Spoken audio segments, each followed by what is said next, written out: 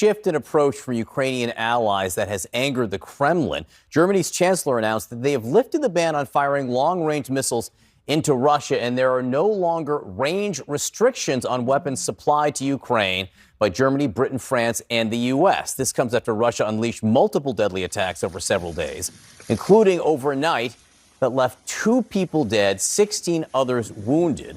With us now, CNN global affairs analyst Kim Dozier. Kim, so these restrictions, which the German chancellor is talking about, in weapons that were given to Ukraine by the United States and allies for a long time, and President Biden wanted this too, wanted restrictions, didn't want Ukraine to be able to shoot them deep into Russia or wherever they wanted. Now the German chancellor says, have at it. What difference could that make? Yeah, doing this in defiance or without seeking the permission of the Trump administration. This means that they can use these weapons. The Ukrainians can hit Russian supply lines, Russian command and control nodes, the same kind of things that the Russians are doing to the Ukrainians. It levels the playing field somewhat, but what they really need is permission to do the same thing with all the U.S. directly supplied weaponry.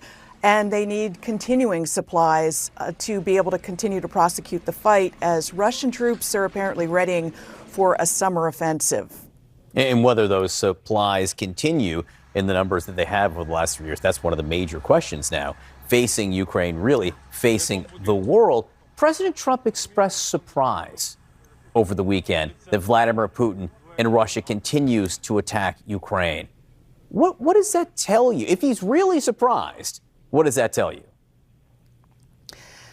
That every time Putin talks to him, as he did last week in a long 2-hour-plus conversation, Putin manages to convince Trump that he is taking some steps towards negotiation, towards ceasefire. The Kremlin has said that they're about to come out with a memo that Putin promised Trump last week on how they would go forward with a ceasefire, but it keeps not happening. And Trump's tweet over the weekend got dismissed by the Kremlin as emotional. Yeah.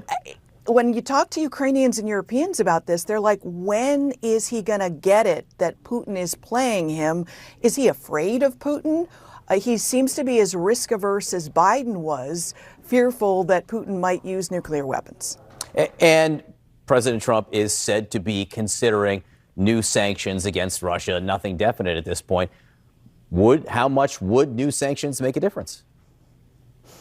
The sanctions would be symbolic but important for morale on the ground in Ukraine.